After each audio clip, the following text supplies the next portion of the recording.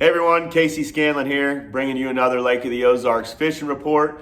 It's the middle of July. It's been a while since we've done a fishing report. Last time we talked, it was in June, and fish were offshore. A lot of current coming through the lake, and the fish were really biting. You know, they're easier to catch out on points and structure and relating to boat docks, things like that. Well, we're kind of in the dog days of summer now. Water temp's high. The current's slowed up a little bit. The water level has come down a little bit in the last week, but we're still at that summer pool, so a lot of shoreline cover in the water, and the fishing's still really good. Here at Lake of the Ozarks, the fishing really never slows down too bad. You can always go out there, get a lot of bites typically. So a lot of different things going on at the lake. Fish are starting to school a little bit. We've got a lot of fish suspended. There's still fish out on points and structure. We've got fish in the backs of creeks, chasing shad, a lot of shad that are starting to migrate towards the backs of these creeks and around boat docks, shoreline cover.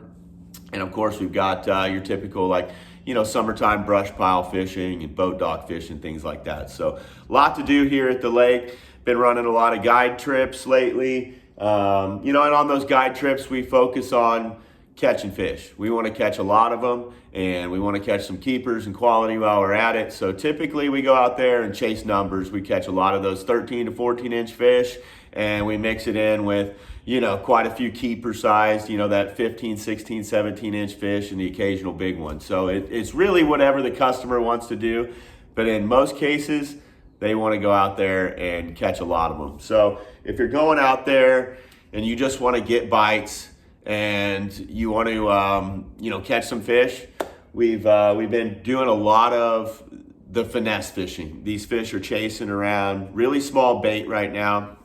So small top waters. I like a popper style top water. So like a pop R, like a baby chug bug, things like that. These smaller swim baits like the 2.8 Bass Pro Shop Speed Shad, and even smaller. I mean, you can go like a 2-inch crappie swim bait. That's been really good. So the fish are up high on the surface, and they're, a lot of times they're in open water. So look around the mouths of these creeks and coves. These fish are going to be, kind of out in the middle, off of the points, roaming around. You can see them on my Garmin Live Scope. They move fast and they move often, but most of the time they have a home base, whether that's a brush pile that they're hanging around, a boat dock, some cable systems around that boat dock. They usually have a place that they like to be, and then they'll roam around that area and chase shad. So usually the morning is a great time for that. But once the boat traffic gets up, it kind of stirs those shad up and gets them going as well. So you can find that schooling activity all day, but focus on docks around deeper water.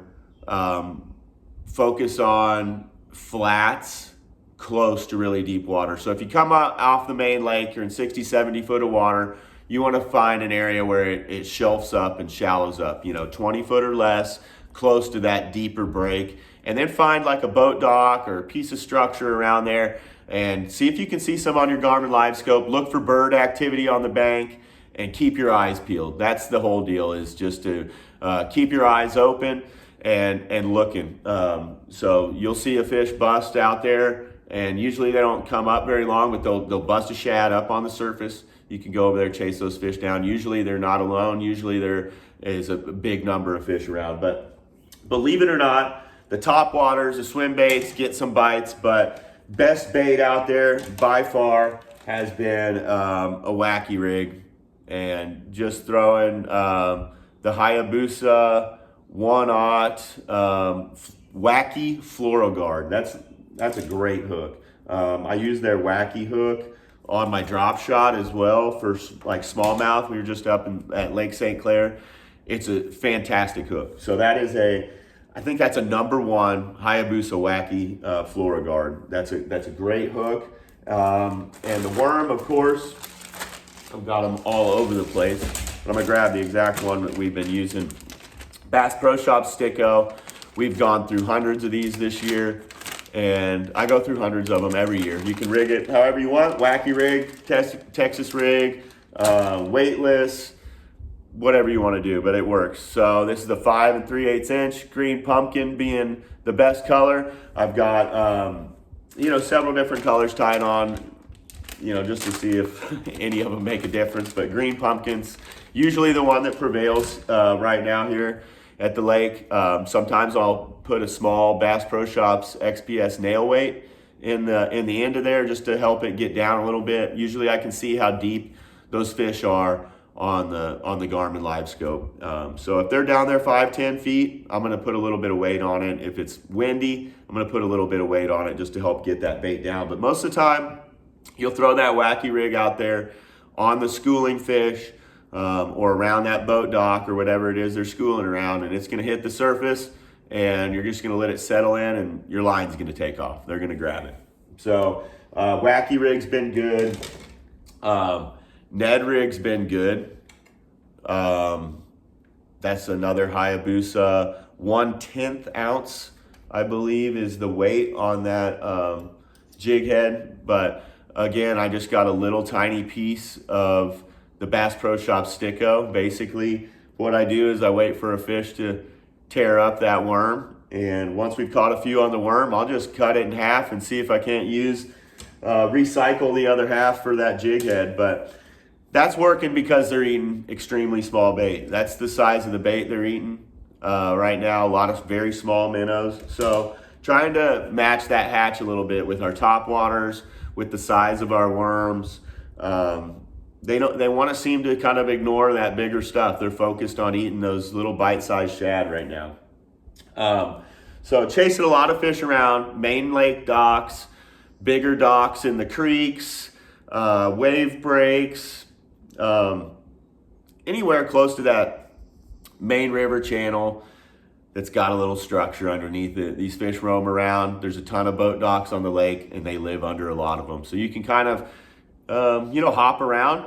Usually if there's some fish on a dock, they're gonna bite pretty readily. Expect to catch, one here, 2 over there, 3 over here, 1 over here. So you kind of got to move around. You're not gonna pull up and catch 100 in one place right now. You're gonna have to, kind of move around. The fish are getting wise. They've been fished for, and they're on the move. They're eating a shad over here, and then they're swimming 25 feet the other way, 50 yards that way, and following that same group of shad and eating them over there. So you kind of got to stay on your toes. You're gonna pick one off here, one off there, and just kind of have to move around a little bit. So top waters, the finesse baits have been really good. Suspended fish up high in the water column, boat docks, mouths of creeks, points, bluff ends. Just got to ride around, look for the birds, look for that schooling activity. So when they're pulling some current, the bite on those points or structure places can be good. Any number of your structure baits are going to work out there. Swim baits, big crank baits. My all-time go-to on this lake, shallow, deep, whenever. If I'm going for a big bite, it's this Trophy Bass Company Pro Jig. This is a 5/8 ounce here, maybe even a 3/4. But throwing that around brush piles, suspended fish on docks, fish on the bottom underneath docks. You can skip that bait really well. So that 5/8 ounce size is perfect. Anything brown or green pumpkin and hue is gonna work great. So been throwing that in brush piles. Caught some 5 and 6 pounders in the last couple weeks, throwing that around, just isolated cover off the bank, pieces of metal, brush piles, things like that, just off the bank. You're gonna have to, it's getting to be that time of year where you're gonna go to the, catch one off a boat dock, fish 20 more boat docks on that stretch, and that's all you're gonna get. So key areas, like prime boat docks with brush underneath them, always a great target in the summertime. Brush piles around these structure places or isolated on flats, are really good. That jig, that 10-inch worm, Love a 10-inch worm this time of year. I've got an entire bag of different assortments, but that Berkeley Power Worm's pretty hard to beat. Blue Fleck is one of my favorite colors. Everybody's got kind of their own favorite, but that Blue Fleck's pretty good. Plum's pretty good, black and blue. Texas rigged that 5 or 6/0 hook. I'm using the Hayabusa 114 worm hook. It's just a round bent hook.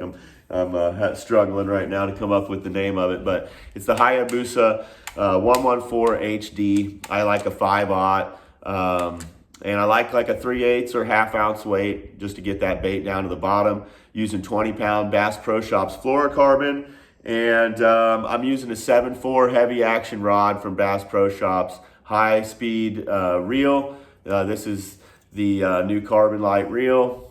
It's awesome. It casts really good. It's very low profile, which I like. It fits in your hand really well.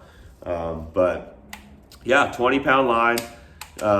We're fishing a lot of heavy cover this time of year, and you want to pull those fish out of the cover and get them into the boat. So that 15 to 20-pound fluorocarbon, the Bass Pro Shops XPS fluorocarbon, been using it a long time. It's really good, it's strong, and can't go wrong there. So high-speed reels, super important. Catch up with those fish in deeper water. Shaky heads have been working good. I like this Bass Pro Shops Mag Finake worm. It's like a 6.5-inch worm, big fat worm, has a little cupped tail. I don't know if you can see that. It's got a little cupped tail on the end, flat side on the back side, and it just gives that worm some really good action on the fall. So throwing that on a shaky head, green pumpkin again. So Texas rig, shaky heads, drop shots even, if you want to throw the finesse stuff. Crankbaits, spinner bait after dark. We're getting into the time of year where a lot of guys start night fishing. For the night fishing, brush piles, lidded boat docks. So you want to go to boat docks that have a lot of lights on them, where those fish can kind of push up shallower to the bank. But the brush piles are really good after dark. Heavily lighted areas are good around dark as well. Not only can you see where to cast your bait and see what you're doing, but the fish like it too. They're moving up there and feeding in those lights typically. So a lot of guys doing the night fishing. There's been some big tournament weights doing that. But most of the days, we're going out there chasing schooling fish, targeting those typical summertime brush piles, deeper docks. But there's also a shallow bite emerging. There's a lot of big shad that are pushing their way back into these creeks. And, the shallow fishing here at Lake of the Ozarks is really good, and it's really fun. We've got some shoreline grass in the water where you can throw top waters around. You can throw, your weightless Bass Pro Shop stickos around, and always catch some fat fish around boat docks, shoreline grass, rocks, laydowns, just your typical targets that you're fishing shallow. You're visibly going back in these creeks, visibly looking at the cover and saying, that looks good, there should be a bass under it. Go over there and throw some of your favorite lures and see what happens. So laydowns, especially isolated ones. I love a good laydown that's off the bank and has just 2, 3, 4 foot of water around it. Those are always great targets in the summertime. Shallow brush piles around docks, any kind of laydown wood. There's a lot of grass, believe it or not, at Lake of the Ozarks. And we're talking like shoreline water willow grass. And if the water level's right, the fish really do like it. So try some of that out. But go back into these creeks and look for the shad. If there's usually, the shad are usually like in certain areas. They're not going to be blanketed throughout the creek. So if they're in a particular section of the creek, that's where I try to start my search. I'll go over to whatever cover's available, boat docks, laydowns, whatever it may be. Wherever those shad are hanging out, I'll start my search there. So if you're fishing shallow, we've got a ton of boat traffic this time of year. So fishing out on the main lake, on weekends or when boat traffic's really heavy can be somewhat impossible. So, and just not enjoyable. You're out there surfing the waves, and luckily I've got a big 21-foot nitro, so we can handle it a lot of times, but it gets exhausting, honestly. 4, 5, 6 hours out there bobbing up and down in those big waves. A lot of recreational traffic on the weekends, so it's nice to sneak back into these bigger creeks or secluded coves and just get away from it and do some fishing. You can get out back there, turn your graphs off. You don't have to have fish finders. You don't have to have a big boat. Take a plastic worm, Texas rig, grab your favorite topwater. I'm always gonna probably have this jig ready to go and tied on. You can take a handful of lures back there. Look for the shad, look for the cover that looks good, brush piles with boat docks, boat docks with brush piles, any kind of wood sticking out of the water. You can visibly fish the shad, if you see a bait ball, run your square bill crankbait underneath that, or throw a topwater over the top of the shad and see what happens. There's a lot of activity going on. It's gonna be fall sooner or later, so the shad are starting to spread out, and the fish are really spread out. You can catch them from the backs of the coves out to the main lake. So fun time of year, a lot of fish available to be caught, and the schooling fish are always fun, especially on these guide trips. You get 40, 50 of them come up at a time sometimes, and makes for some pretty good action. So got some trips available. A lot of days are starting to book up. But going into the fall here is one of my favorite times to get out on the lake. We catch lots of numbers, and the really big ones start showing up. It can be fun to go out there and pattern them. There's usually 4 or 5 different patterns going on at any time in that September, October time period. And one of my favorite times to be out on the water. You can do a lot of things and catch some fish. So really great time to be out there. We're going to be getting on into the tournament season again once the boat traffic slows down. So I'll have some guided trips available. Call me, set one of those up, because they go pretty quick, especially during the weekends and prime days. So, but yeah, fishing's been good.